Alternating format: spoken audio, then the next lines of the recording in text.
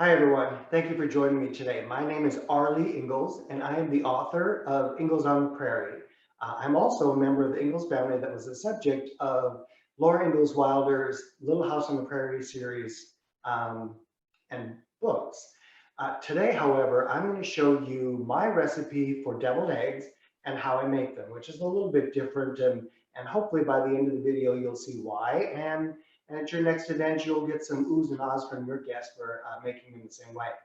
The first thing that we want to do, though, or let me explain, I actually separate the egg white and the yolk and cook them separately. So that helps explain why we're going to need all the items that we're going to need. So let's start with that first. What are you going to need to actually make the deviled eggs? First of all, you're going to need a baking dish. I'm using a 9 by 9 pan today, but typically I would make a dozen eggs into deviled eggs, but Brett and I don't need to eat a dozen eggs today. So I'm only going to use 4, which is why I'm using the smaller pan.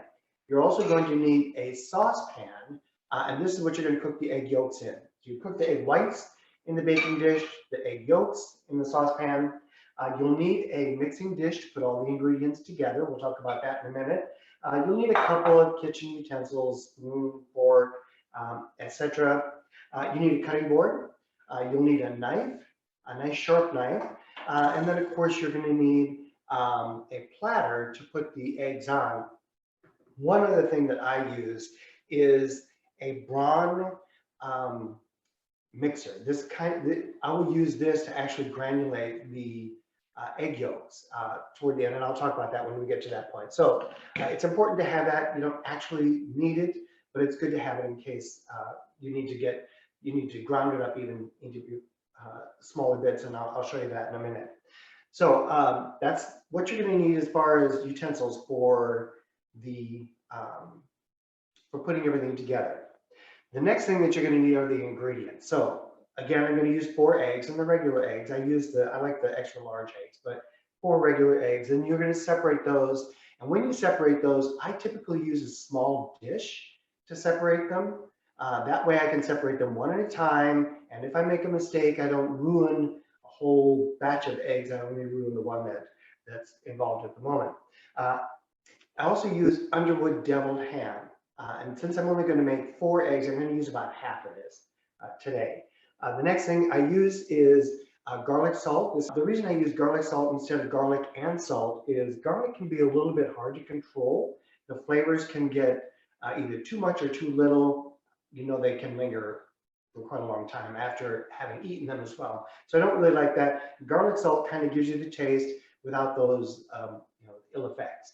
The other item that I use, and I use this in most of my cooking, this is Tony Shattering's Cajun cooking seasoning. It's a good general seasoning. I use it in almost everything that I cook. You will also need some type of dressing, mayonnaise, or if you prefer a different dressing, that's up to you. Brett and I like everything really, really hot. So I also add horseradish to it. However, this is optional. If you don't like things that hot, don't add it. And then finally, we always put either an olive slice or a jalapeno slice on top of it once we're done. Again, Brett and I like it really hot, so the jalapenos are really good for us. So that's everything that you're going to need to put this together. The first thing that we're going to do, though, is to separate our eggs. And that's really easily done. Okay, separating the eggs. Really easily done. As I said, I use a separate dish to break the eggs into and separate them. That way, if I do happen to mess one up, I don't mess up the whole batch. I just mess up that one egg. So, and it depends on there are egg separators that you can purchase, or I've done this enough that I can just use the shells to separate them. Once you get them separated, as I said, there we go. That's good. Okay, the yolks are going to go in the saucepan. The egg whites will go in the baking dish. One other thing that's critical to have in the kitchen is your towel to wipe your hands with. You get them all messy when you're breaking the eggs. One item I forgot to mention was cooking spray. I use Pam. That is for your baking dish so that the egg whites don't stick in it. So we're going to quickly spray this. a little bit liberal with your spray. And while we're talking about that, make sure that you preheat your oven to 325. The egg whites are going to cook in the oven, and they typically take about 25 minutes. So we're going to cook them a little bit slow. And the reason for that is you don't want to have the edges turn too brown. They're going to turn a little bit brown. We'll talk about that in a minute. But that set your oven 325.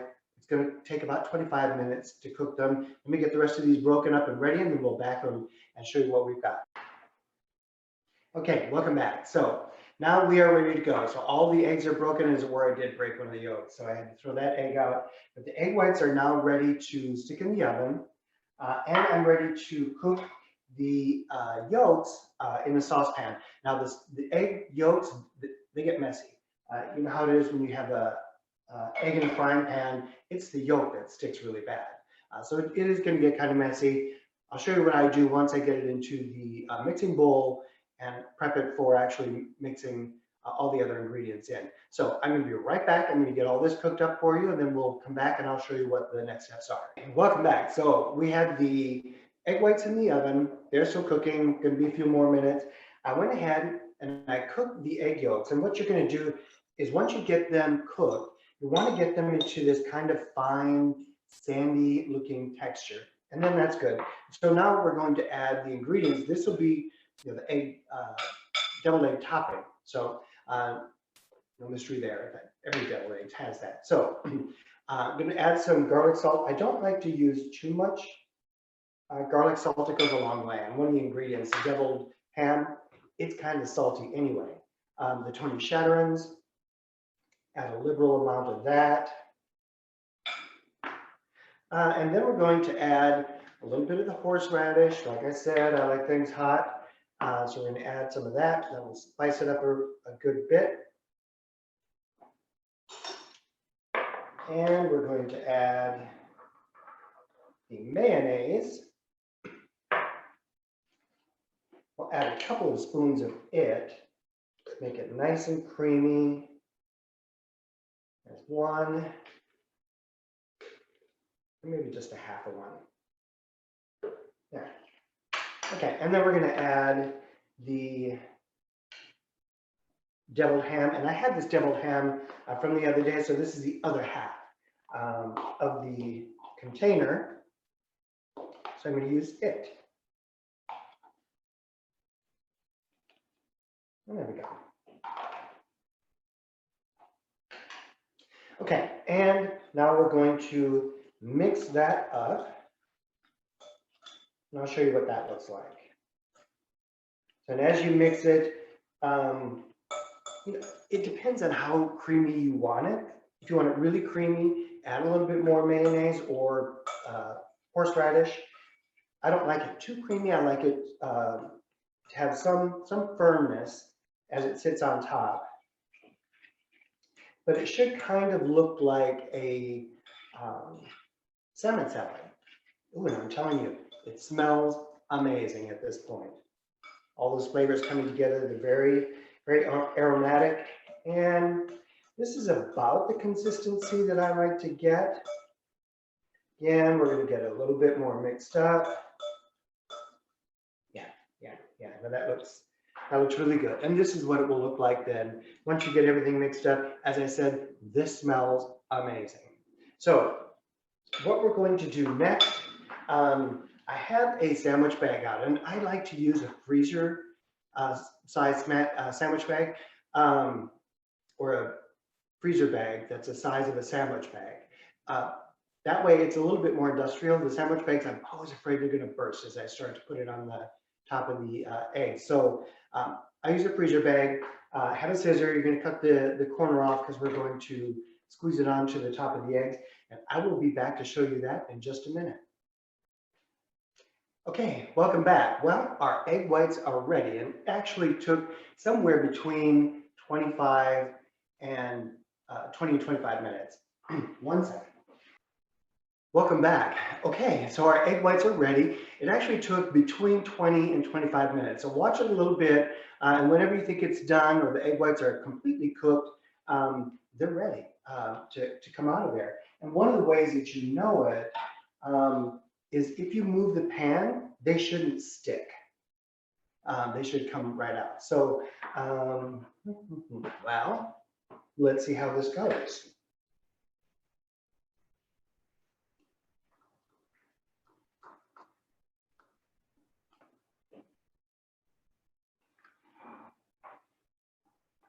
And there we go. It slides right out. So now we have a sheet of egg whites. And what we're going to do with those, there's a couple things that we're going to do with it. First of all, it does get a little bit of a brown edge on it. And I know you can't see that, but it's there. And we're going to get rid of that. So take a sharp knife and we're going to cut those edges off. We don't want them. We don't need them. And we're just going to discard them. We do that to all 4 sides. You just want the egg whites themselves. And then once we get this done, now we're going to have a nice clean looking egg white. And sometimes, like in this one, it has a little bit of the browning from the cooking spray. You can always flip them over. You don't have to leave them on this side. So, but I'm going to leave them for this side. It looks okay. So now we're going to cut them into squares, and they're going to actually look like a white cracker. So the problem with it, though, it doesn't have the firmness of a cracker. So you want to make it a little bit small so that it'll hold its shape when somebody picks it up and won't fall apart. So to do that, I'm going to cut this into 16 pieces. So I'll cut it in half this direction. And then each of those halves, I'm going to cut those in halves again. There we go. And cut this one in half. And there. So now we have 4 long pieces. I'm also going to cut them in half the other direction. So then I'll end up with 16 pieces. So cut it in half. And each of those halves we're going to cut in half again. Again, it's really important to have a good sharp knife to do that with. Okay, so now you end up with a square that looks about the size of a cracker, a small cracker. So we'll slide that over a little bit. We're going to move this over, and now we're going to just put those on our serving platter, one at a time. I'm not going to tell you how to do that. I know that you know. You just put them on there very nicely.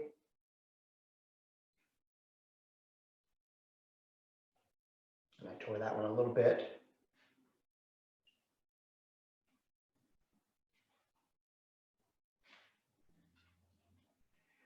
Spread them out however you want. Like I said, you want to make it as attractive as possible. We get those points to turn in. There we go.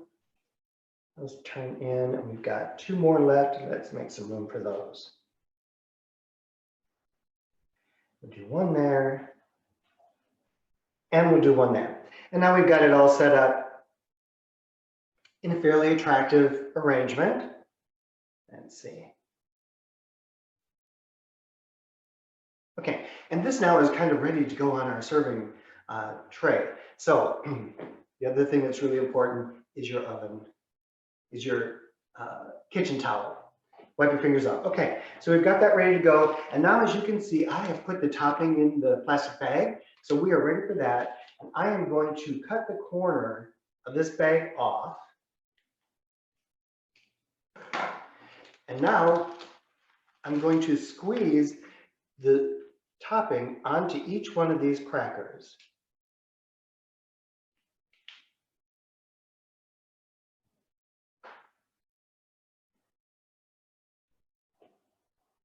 I say crackers, you know, they're not actually crackers. They are the egg whites. And you can put as much or as little on there as you want.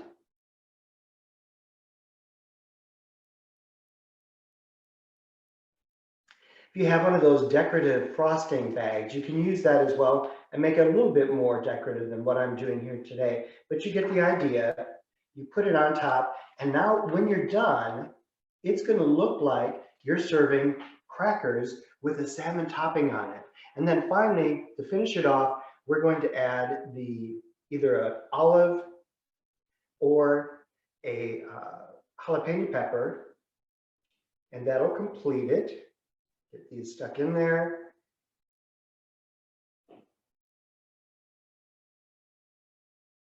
Like I said, this is going to dazzle your friends. When they first come, they won't know what this is. They'll take a bite and they'll think, ooh, this tastes just like a deviled egg. And you can tell them, of course, it's a deviled egg.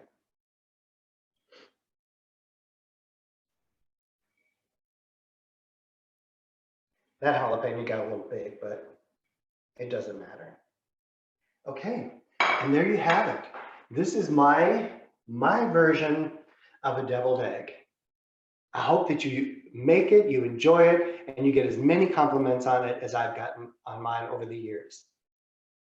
Thank you for joining me today. This recipe you can actually find on my website, inglesontheprairie.com. There's a recipe section. So it'll be up there for 2 weeks. And then I'm going to alternate it. So look for more videos of me making other items that either I get requested a lot or happen to be a personal favorite. Thanks again for joining me today.